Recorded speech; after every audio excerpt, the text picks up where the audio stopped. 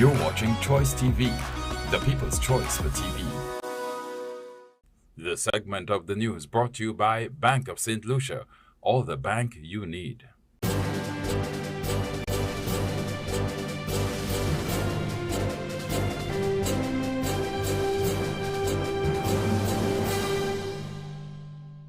Hello everyone, welcome to Choice News Now Prime. I'm Shane Cherry. Watch the broadcast live on our Choice TV Facebook page, Choice TV SLU, and our YouTube channel at Choice TV St. Lucia, or listen to the simulcast. We're on Liberty Radio 92.3 FM. In the news tonight, police confirm Richard Frederick was questioned over allegations, but say evidence was insufficient to support charges. Declining church attendance among young St. Lucians sparked debate over changing attitudes towards faith, spirituality, and organized religion. Youth musicians lead an effort to revive St. Lucia's traditional quartero and preserve the island's musical heritage.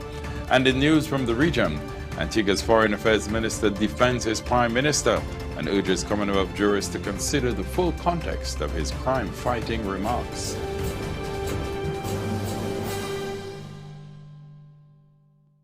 In our top story tonight, questions surrounding the reported detention of Housing and Local Government Minister Richard Frederick have now been answered following confirmation from Police Commissioner Vern Gard that the government minister was questioned by investigators over allegations made against him. However, police say the investigation found insufficient evidence to support the claims, bringing clarity to weeks of public speculation and political debate, while reinforcing the principle that allegations alone are not enough to sustain criminal charges. The disclosure made at Wednesday's police press conference provides a definitive answer to questions that had lingered since July 2nd, when reports first emerged that the Housing and Local Government Minister had been taken into police custody. Kishana Smith begins our newscast. For weeks following July 2nd, 2026, the circumstances surrounding the reported detention of Minister Richard Frederick remained enveloped in uncertainty, fueling speculation over the nature of his interaction with law enforcement and the reasons that prompted his questioning. When journalists first sought answers at the Royal St. Lucia Police Force's press conference, Commissioner Vern Gard remained guarded and declined to confirm or deny the reports, asserting that he was not in a position to comment on the matter. Minister Richard Frederick subsequently confirmed publicly that police had searched his residence, that he had been taken to the station for further questioning, and that investigators had seized his cellular device. By the following day, however, the government itself acknowledged that Frederick had been detained by police officials, and the matter was under active investigation. That veil of uncertainty was formally lifted on Wednesday, August 19th, when Police Commissioner Vern Gard offered a more definitive account of the events. During the police force's monthly press conference, the commissioner confirmed that Frederick had indeed been detained by local law enforcement for questioning in connection with an allegation made against him. A senior government official, right, in the person of Mr. Richard Frederick, was arrested on that particular day. I did give instructions for the matter to be continually investigated so that we can get all the facts in the matter. Commissioner Gard went further, revealing that an allegation had indeed been made against Honorable Richard Frederick. However, the commissioner stressed that the subsequent investigation failed to uncover sufficient evidence to establish the evidentiary basis necessary to substantiate the allegation. As a result, Frederick has not been charged in connection with the matter, leaving the allegation without a criminal charge arising from the investigation. An allegation was made. We looked into the particular allegation, and the allegation was not sustained. I have currently with me the file from the investigative officer. I have gone through the file, and I agree with the recommendation of the investigating officer. While remaining measured and circumspect about disclosing the final details of the investigation or commenting extensively on its recommendations, Commissioner Gard nevertheless expressed confidence in the process undertaken. He described the investigation as thorough and indicated that he was satisfied with its findings and recommendations. In my view, it's a very thorough investigation, though it was very complicated. Investigations like that, where allegations were sustained throughout a long period, in my view, should be given adequate time to deal with. Again, an allegation was made. The allegation was looked into, and the allegation was not sustained. On Monday, July 6, 2026, just days after the disclosure, Prime Minister Philip Japia, in an unprompted remark, made it clear that he would refrain from commenting on the matter involving Richard Frederick until the investigation had been concluded.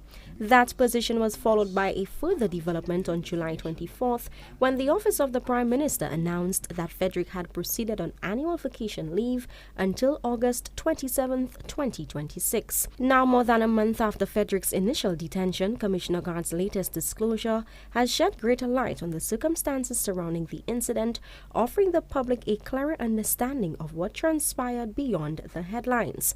Attention now turns to the implications of the development and what it could mean for Minister Frederick's future and the discharge of his ministerial responsibilities. Prime Minister Pierre, meanwhile, has continued to reiterate that his administration will maintain a zero-tolerance stance toward corruption, reaffirming his government's stated commitment to integrity, accountability, transparency, and good governance.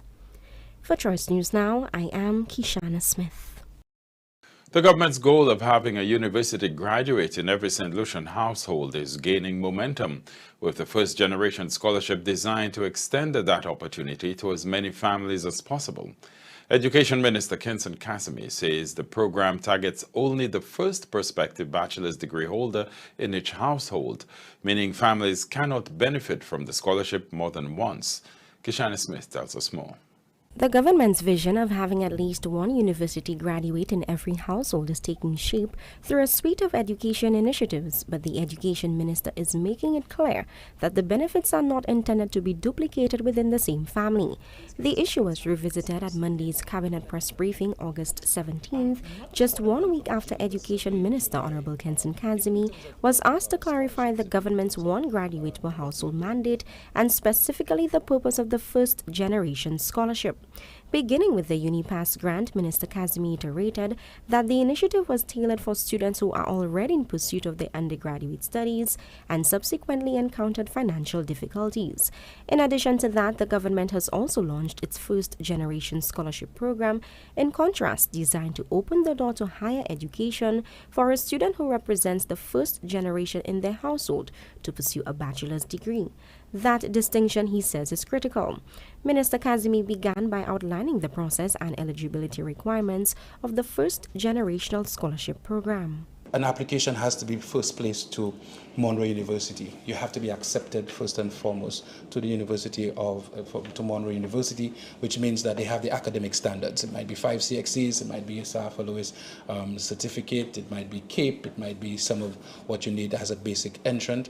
And after you have that acceptance letter from Monroe University, you then go to the Department of Education, Human Resource Development at the Ministry of Education, and that is where you actually put in the application for first-generation scholarship.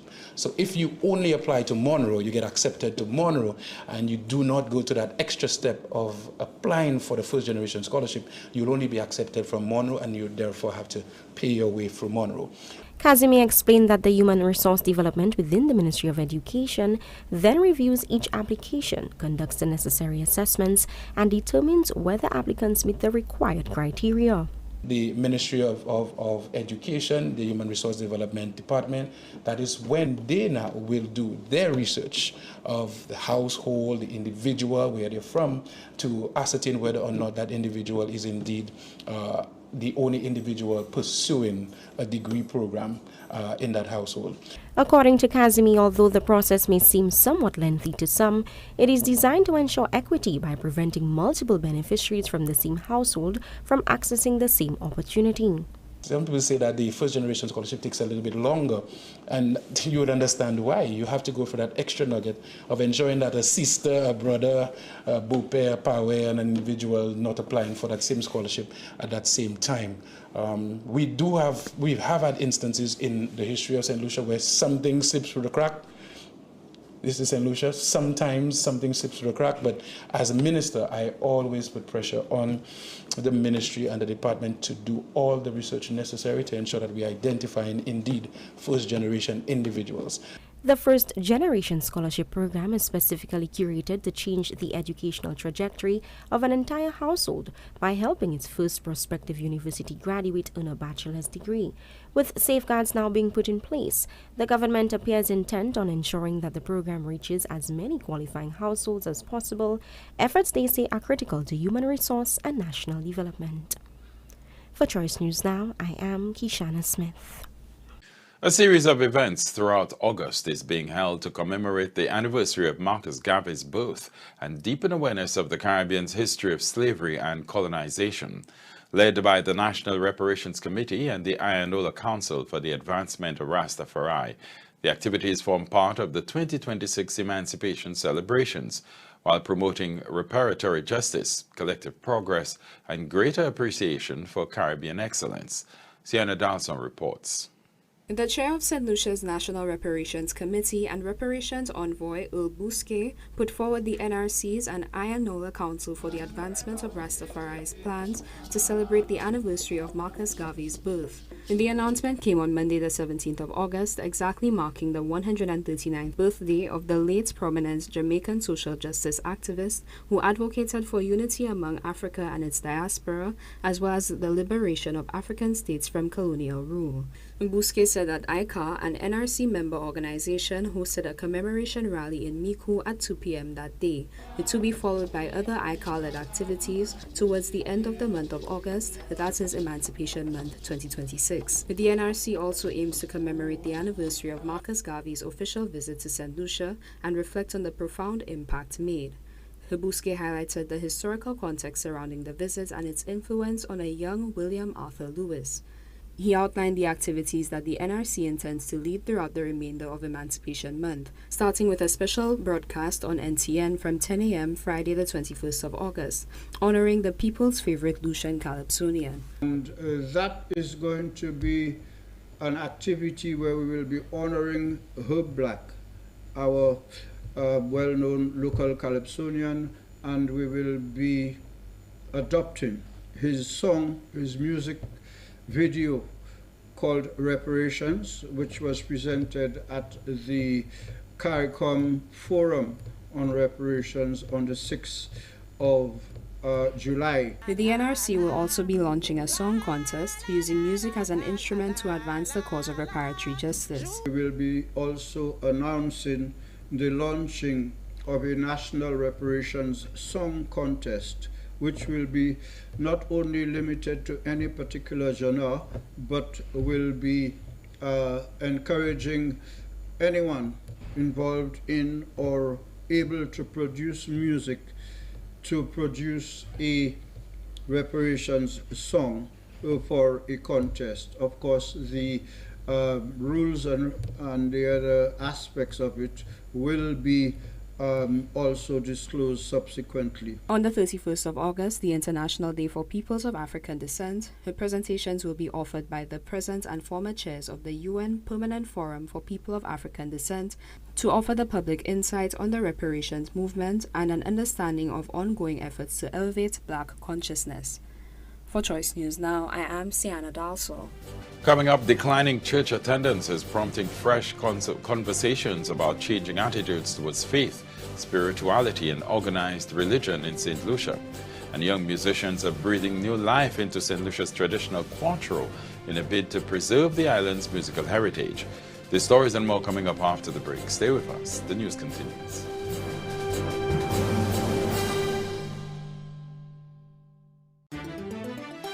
It's all about you and the dreams you believed, how you made your way ahead, all the goals you have achieved. All along the way, you've been a partner so true. All the way you've seen me through. We're all the bank you need. It's still about you and the life you're shaping now. All the doors that open wide, every step, every vow.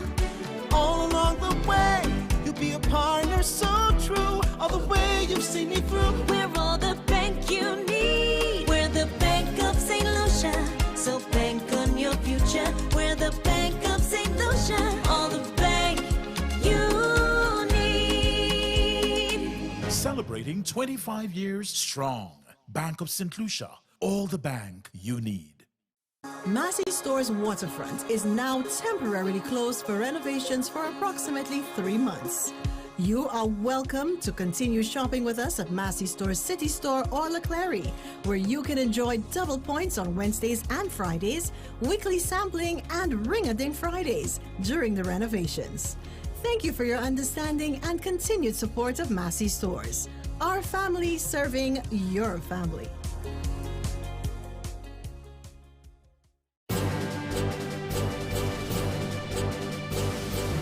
Welcome back. For generations, Sunday church attendance was a defining part of St. Lucian life, with families gathering in worship and passing their faith traditions from one generation to the next. But as society evolves, that tradition appears to be shifting, particularly among younger people, as regular church attendance declines and more individuals identify as spiritual or Christian without subscribing to organized religion. Kishana Smith tells us more. For generations, church was a central part of life in St. Lucia. Sunday meant dressing for church, attending Mass or service, and for many families, passing those traditions on to their children. But that pattern appears to be changing. As fewer young people show an interest in regular church attendance, questions are being raised about what faith and spirituality mean in a changing society. During a recent discussion on the state of Christianity, parish priest Father Albert Smith pointed to what he sees as an increasingly common statement: people saying they are spiritual or Christian but not religious. For him, the distinction raises an important question. How can someone describe themselves as spiritual but reject religion altogether? You heard many St. Lucians talk about, oh, I'm spiritual, I'm not religious. What exactly does that mean? That doesn't make sense to me. You're spiritual, but you're not religious. How can you be spiritual and not religious? The priest says he remains baffled by the idea, particularly because Christianity itself is rooted in religious practice, community, and worship. Father Albert therefore also sought to clarify that being religious and belonging to a particular denomination are not necessarily the same thing. While you may not associate with any denomination, the whole thing of loving God, loving neighbor, which people say that they do, it is the tenet of Christianity. That's what Christianity teaches. Now, I think people get mixed up with the whole thing of religion and denomination. There's a major difference.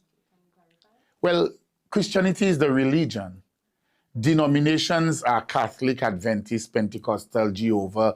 These are denominations. But when we look at the whole Christian aspect, Christianity is the aspect of following Jesus Christ, adhering to the teachings of Jesus Christ. And what did Christ say? Love your neighbors. Love your enemies. Pray for those who persecute you. Love one another as I have loved you. Father Albert further emphasized that beyond denominational differences, he continues to make a heartfelt appeal for people to embrace one another with greater love, compassion, and understanding. He believes that fostering a spirit of unconditional love would profoundly transform St. Lucia, creating a more united, peaceful, and caring society for all. Let's put aside the religion and let us focus on loving one another unconditionally. No matter whether you belong to Seventh-day, Pentecost, Jehovah, whoever you are, let's forget that. Let us see each person as a child of God, made in the image and likeness of God with the dignity of a human being. And see how different St. Lucia would be. Whether people identify as religious, spiritual, Christian, or somewhere in between, Father Albert's message is that the labels should not overshadow the values that bind communities together.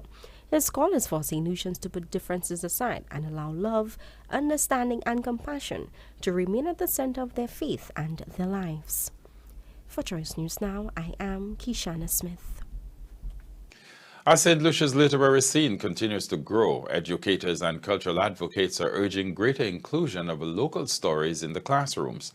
The recent release of Tiwe l'Histoire is fueling discussions on how youth-authored works can strengthen the national curriculum, offering students relatable perspectives that encourage a new generation to embrace local writing. Phoebe Popo has the story. Beyond providing an engaging read, Tiwe l'Histoire brings a fresh spectrum of voices to the local literary landscape. Featuring writers as young as 18 years old alongside experienced authors, the anthology showcases diverse genres, from fantasy to historical fiction to personal essays and family stories, all rooted in authentic St. Lucian experiences. As discussions turn toward the educational potential of these native narratives, advocates point out that integrating local books into school reading lists could transform how students connect with literature. L'Histoire Collective founder Amani Mafre shares how bringing these stories into St. Lucian classrooms could strengthen cultural preservation and inspire young minds while looking ahead to the evolving future of the collective.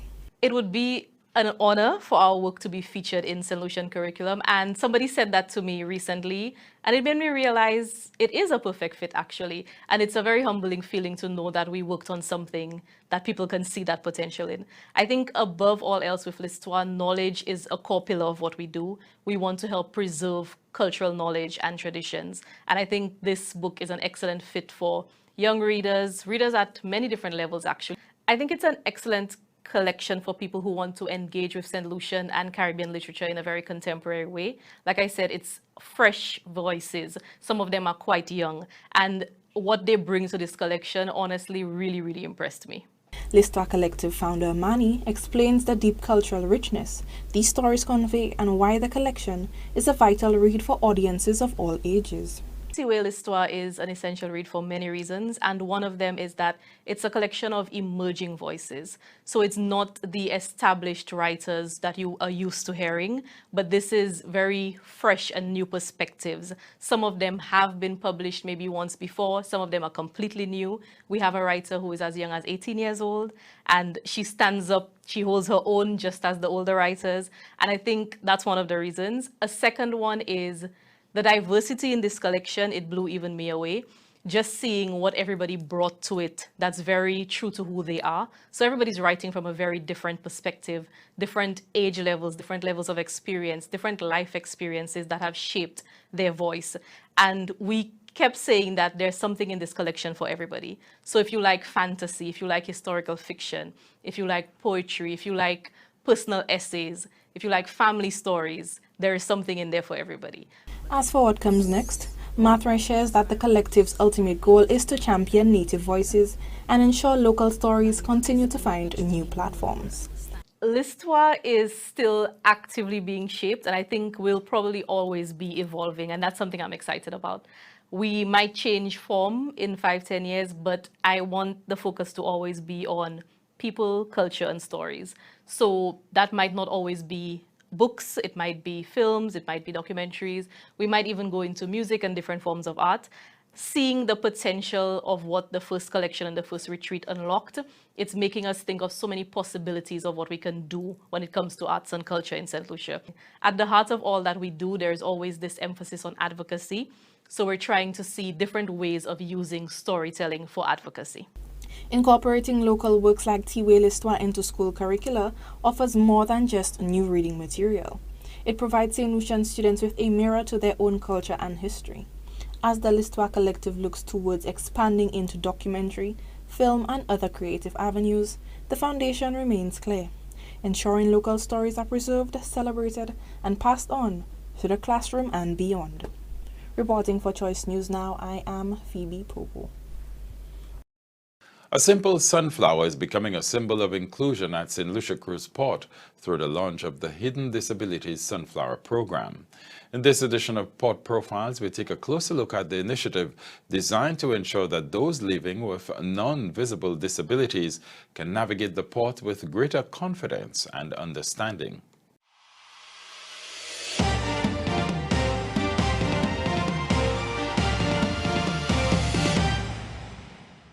I'm very proud today to stand here as St. Lucia Cruise Port formally and officially announces the Hidden Disabilities Sunflower Program that will be launching come 2026-2027 cruise season.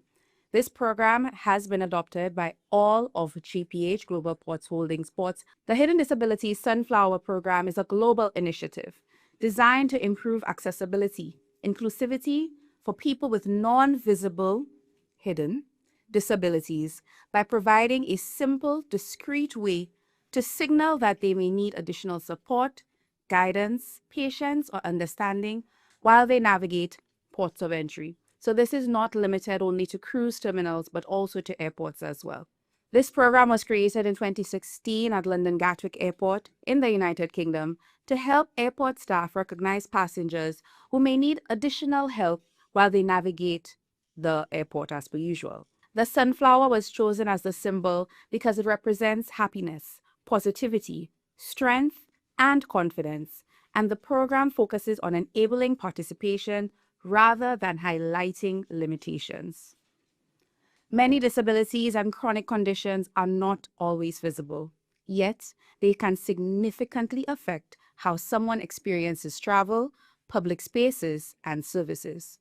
Examples of these include neurodivergent conditions such as autism and ADHD, cognitive or neurological conditions such as dementia, Tourette syndrome, epilepsy, and brain injury, mental health conditions such as anxiety and PTSD, chronic conditions such as lupus, Crohn's disease, fatigue syndromes, and chronic pain, as well as sensory implants that may not be as obvious, such as partial vision or hearing loss. And that is how we as St. Lucia Cruise Port are redefining the way that we look at our cruise tourism industry here, not just for our well-enabled passengers, but creating and fostering a space that is inclusive for everyone who chooses to visit our shores. And we are very proud to announce this program here today on such a momentous occasion.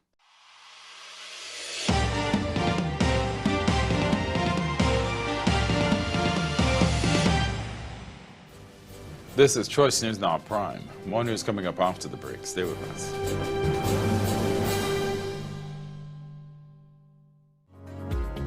We conducted a customer walkthrough exercise at the Vendors Arcade. In so being, we are able to understand from a customer point of view exactly what the experience would be like for both passengers as well as our locals.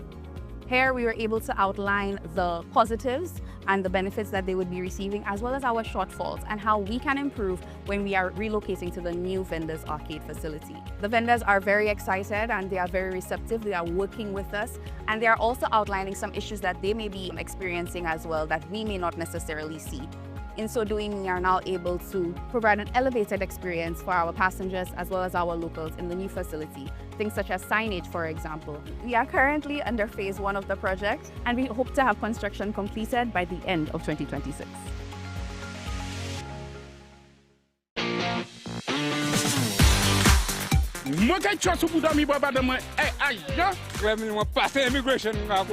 Police try to them how what by. But you know I stay son no match. People who know me look at me as being a humble little guy, you know. Show up Prime Minister lady. Madi se kuma se vai mun kwa hai. Moi, ou pas fait? Moi pas fait. Hello, excuse me, I'm back. Voice of the People. Tuesdays at 9 p.m. only on Choice TV.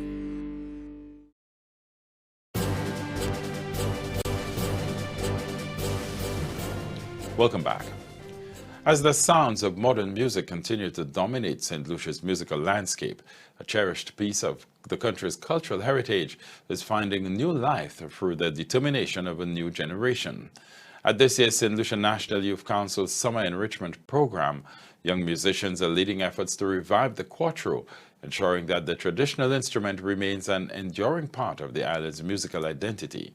Phoebe Popo has the story.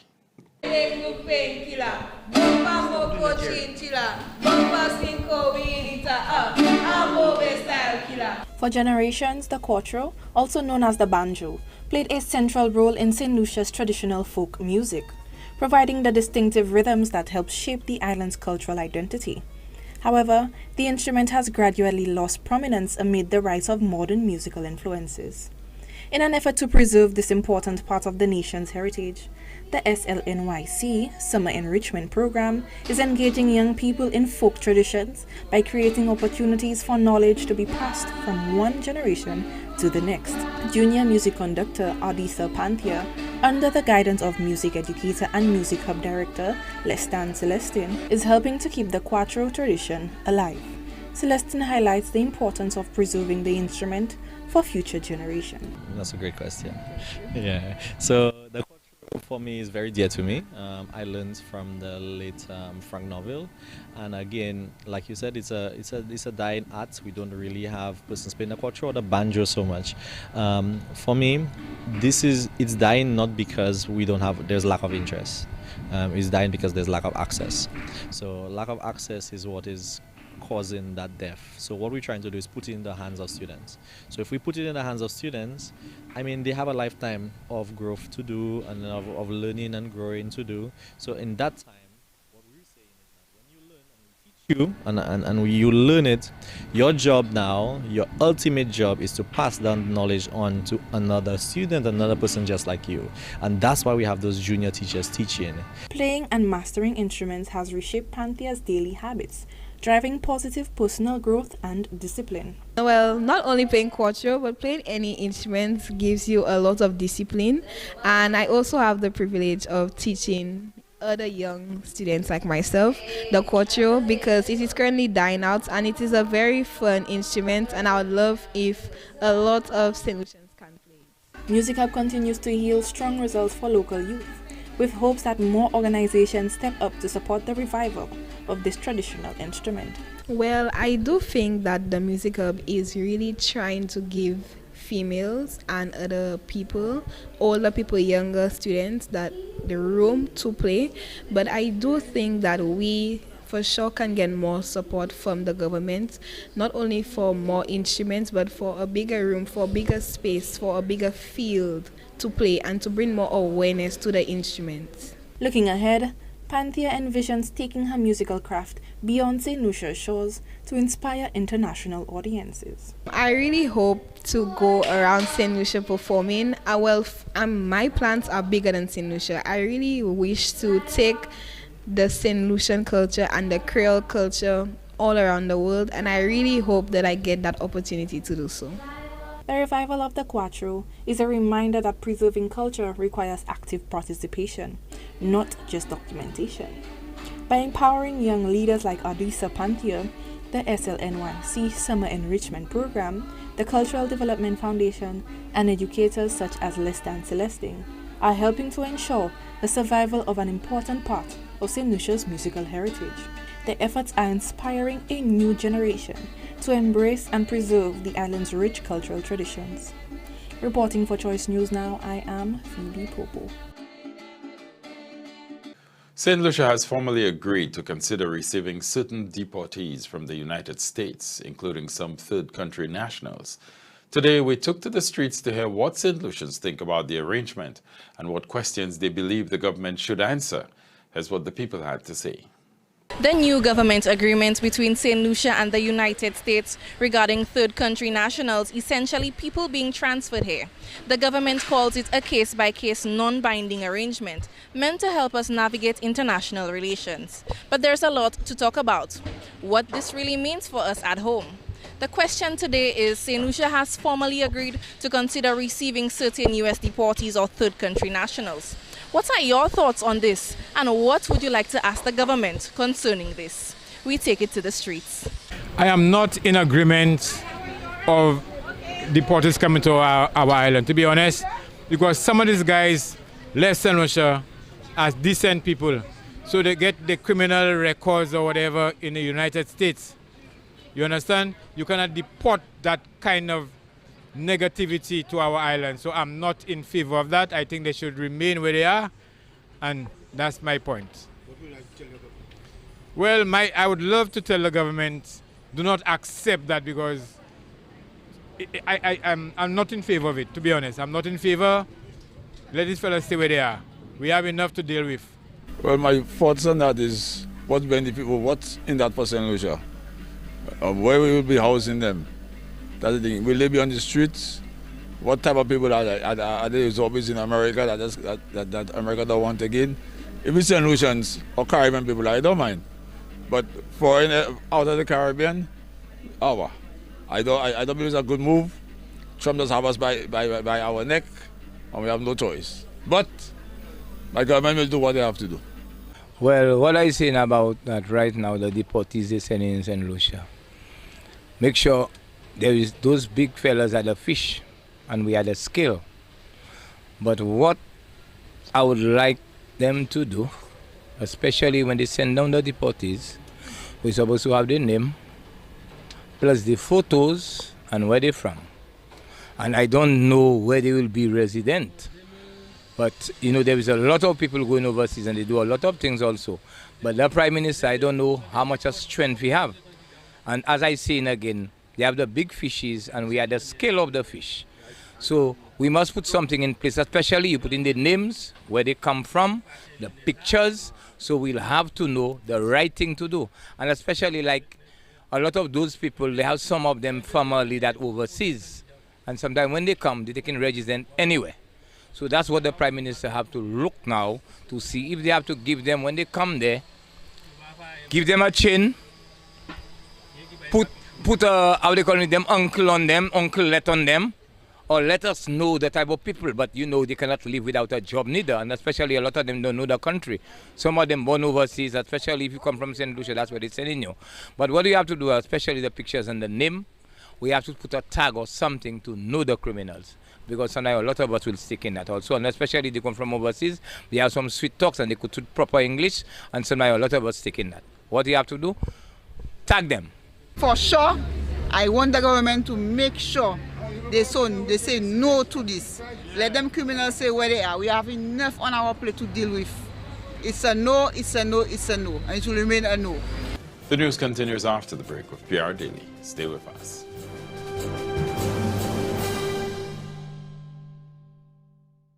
Massey Store's waterfront is now temporarily closed for renovations for approximately 3 months.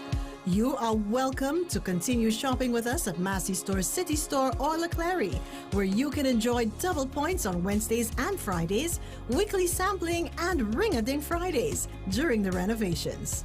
Thank you for your understanding and continued support of Massey Stores. Our family serving your family. Mrs. Modest, your business is strong, but this expansion is way too ambitious. We will be far more comfortable with a smaller fees. It's not the business, it's the scale. Maybe reduce the scope? Mrs. Modeste, we love your vision, and we have the right loan product to bring it to life. When your plans are bigger and bolder and others don't see you, BOSL Elite Builders Capital Plus gives you the backing to move ahead. With 5% interest, up to 15 years to repay, 20% down, and a credit card of up to $100,000. BOSL Elite Builders Capital Plus, bringing bigger plans to life.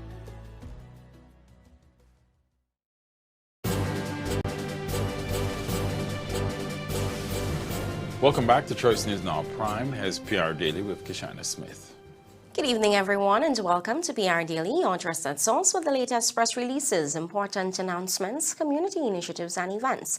I am your presenter, Kishana Smith. The Chief Medical Officer, Dr. Sharon Belmat George, applauds the dedication of the team at the St. Jude Hospital in ensuring that the dialysis unit is fully commissioned and ready to serve the residents in the south of the island. More in this report.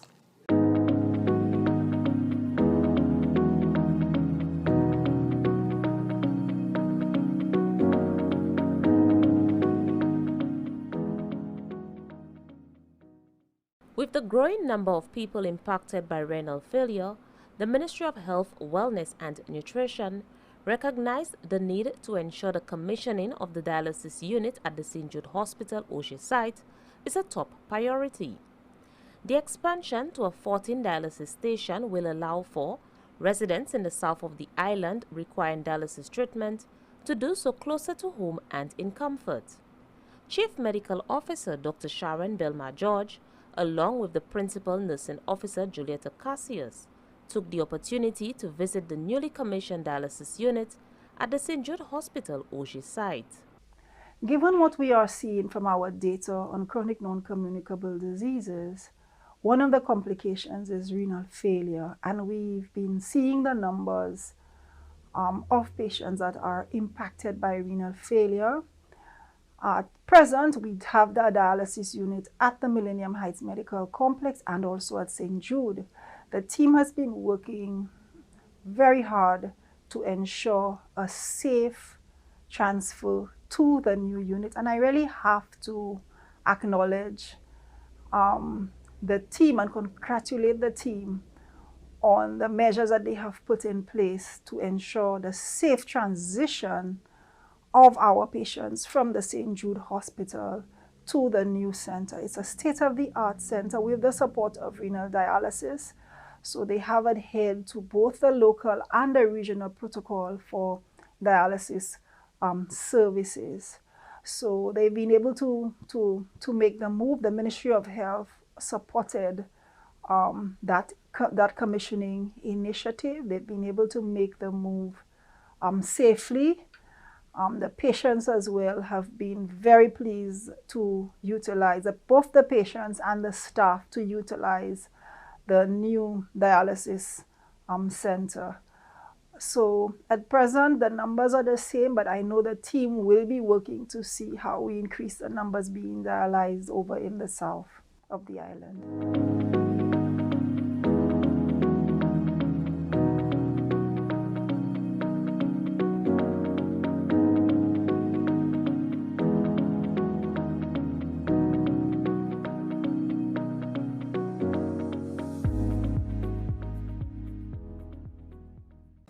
While the traditional wet season began in June, the confirmation of an evolving strong of El Nino event for the region is cause for concern, as a consecutive drier than normal wet season may occur. This can delay a return to normal base flows in our rivers and streams, and thus compound the water supply situation. In light of these conditions, the Ministry of Agriculture encourages the public to be mindful about water use. More in this brief advisory. The Ministry of Agriculture, Fisheries, Food Security and Sustainable Development is reminding all St. Lucians that every drop counts. With the island continuing to experience below average rainfall and the possibility of a drier than normal wet season, our water resources remain under pressure. Now is the time to conserve water. Store potable water responsibly and make greater use of harvested rainwater for everyday activities like flushing toilets, washing vehicles, doing laundry, and watering gardens. Simple action taken today can help reduce the impact of water shortages tomorrow. The ministry, together with its partners, continues to monitor the situation and will keep the public informed.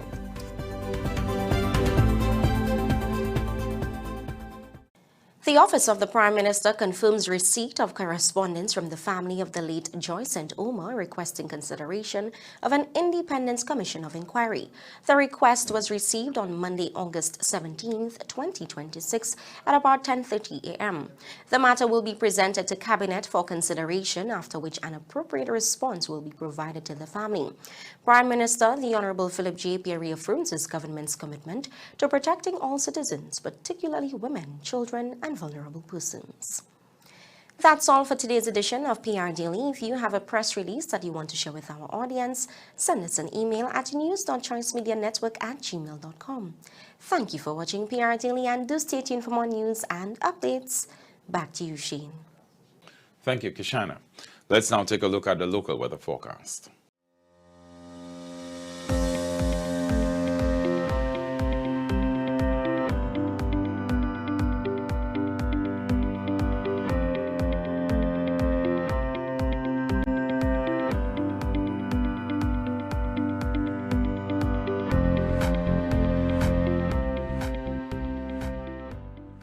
Courts presents their 2026 all-range event. Be inspired at all Court stores nationwide. Come see what's new in everyday furniture and appliances. Get a chance to win an Indorama 30-inch stove with appliance purchase of $5,999 or more. Great deals on TVs and wall mounts. Everyday great value on mattresses. Bedroom bundle deals up to 25% off. Be inspired at the Courts 2026 all-range event. Affordable convenience for your home. Only at Courts. Bringing value home. Offer ends July 25th, 2026. Conditions apply.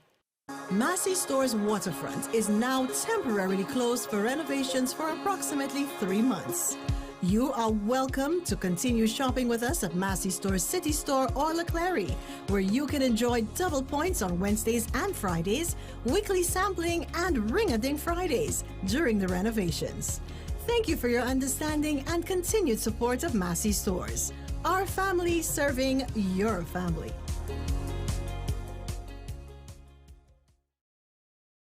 Advertise to a captive audience. Make your business a star with Choice TV. Call today for your advertising package. Make the right choice. Call 728-9652.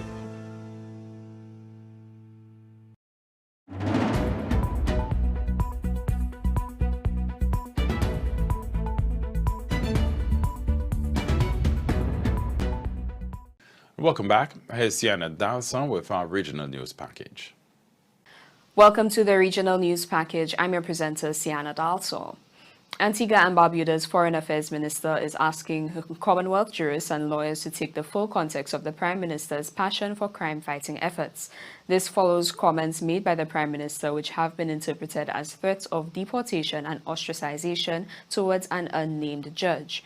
These were swiftly met with statements from Antigua and Barbuda and OECS Bar Associations, Caribbean jurists, and most recently, Commonwealth Jurists and Lawyers Associations. We hear more on the Foreign Affairs Minister's defense in this report from Garfield Burford. Foreign Affairs Minister Honorable E.P. Chet Green makes it clear to the Secretary General of the Commonwealth Magistrates and Judges Association, Dr. Karen Brewer, that the full context of what the Prime Minister has said about the judiciary must be considered. The letter was in response to correspondence from the association under the heading, The Threats Against the Judiciary in Antigua and Barbuda. Minister Green explains the government is committed to meaningful action to tackle gun and sex crimes, while also solid in its commitment to the independence of the judiciary. It's not about deportation and non grata issues. This is about the state of affairs that concerns every Antiguan and Barbudan citizen. There's no time to split hairs. While this is happening, criminals are running loose in our town. And so I want to encourage us to, as I said yesterday, let the conversation begin. A meaningful discussion, debate even, on that which is affecting us here in Antigua Barbuda. In his letter to the Commonwealth Magistrates and Judges Association, Minister Green quotes Prime Minister Gaston Brown's public statement in the aftermath of the National Security Council meeting. The Prime Minister has said, quote, to remove all doubt, no judge will be removed, reassigned, deported, or otherwise dealt with executive fiat. Questions concerning the tenure, assignment, or conduct of a judicial officer are governed by the Constitution and the law, and those arrangements will be respected, end quote. Minister Green says the government's record in upholding judicial independence is clear. This government, I want to say, has never declared anybody non grata in the judicial services sector. Never deported anyone in that sector. And I can say without fear of contradiction as Foreign Minister, that did not happen. In addition to the Commonwealth Magistrates and Judges Association, there has also been a letter of concern from another Commonwealth body to which Minister Green will also be responding. I can tell you, as I started this morning, I saw yet another from the Commonwealth Lawyers Association. So it appears to me that we'll have to duplicate the effort of yesterday to give context. And I'm sure once the context is understood, we can move forward together. He's urging everyone to have a dispassionate focus on the substantive issue of violent crime and how it can be more effectively addressed. We hear it every day, gun crimes, the abuse of our young women and children, and those are the issues. How can we strengthen the legislative framework? How can the governance structure to include the executive, the parliament, and judiciary, work in tandem to bring that level of comfort to citizens, residents, and visitors. That is the issue. The Eastern Caribbean Central Bank, with support from the Taiwan International Cooperation and Development Fund, is using its generative AI and Python summer camp to equip young people across the region with the technical and professional skills needed to compete in a rapidly changing digital economy. We hear more on this from Television Caribbean.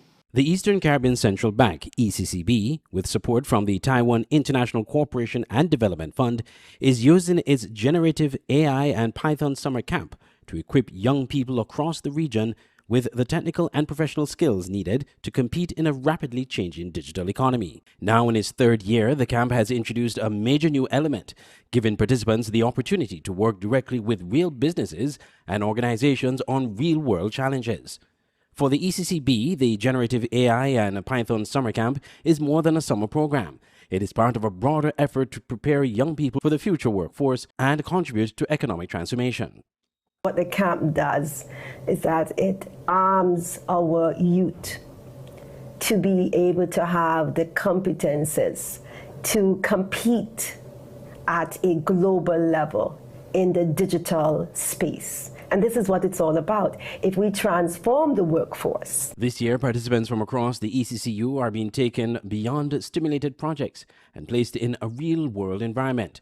For the first time, they're working directly with enterprise clients, including businesses and public sector organizations, to identify problems and develop solutions.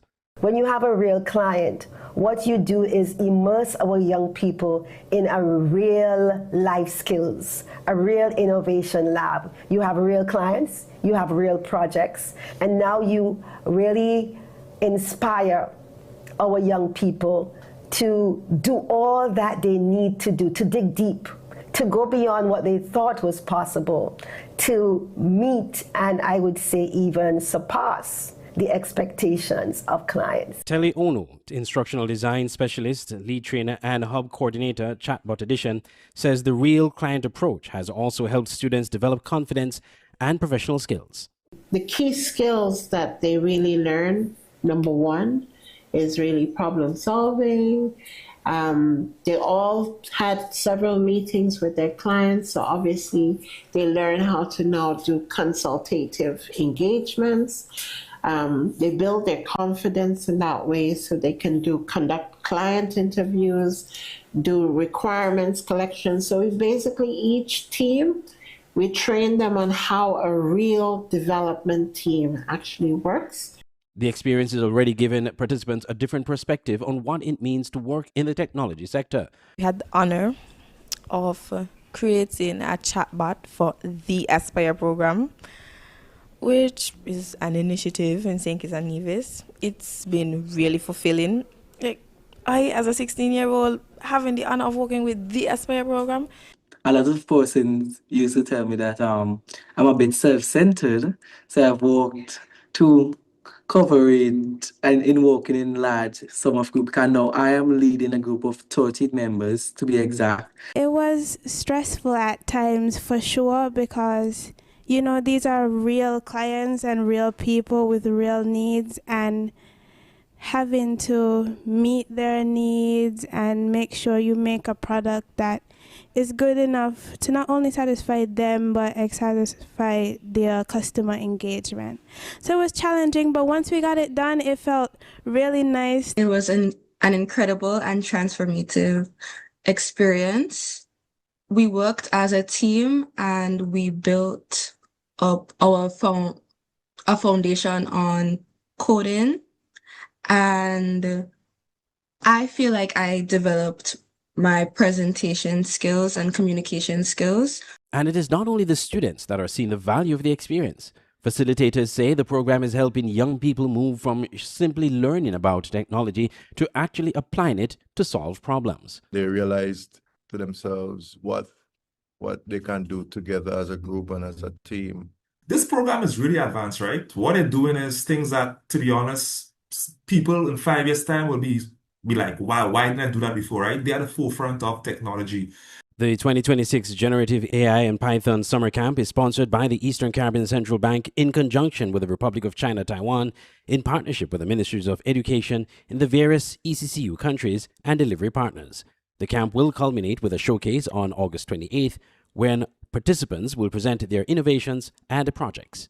And that's all for the regional news package. Back to you, Shane. Thank you, Sienna.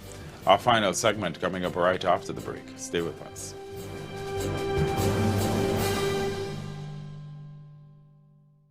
Advertise to a captive audience. Make your business a star with Choice TV. Call today for your advertising package. Make the right choice. Call 728-9652.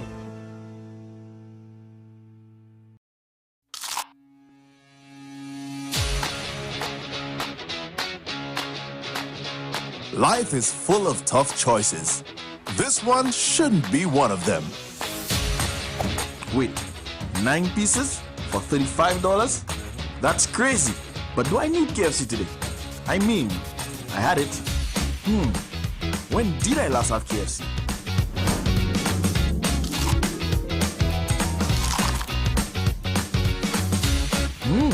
Oh yeah, that was a good day. Okay, wait. If I don't buy it, someone else will. And what if they take the last bucket?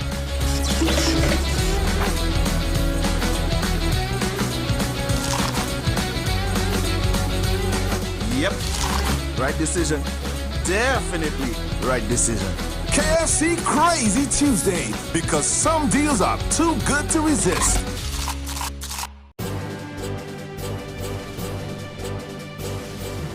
Welcome back. Before we end tonight's broadcast, here's our upbeat update.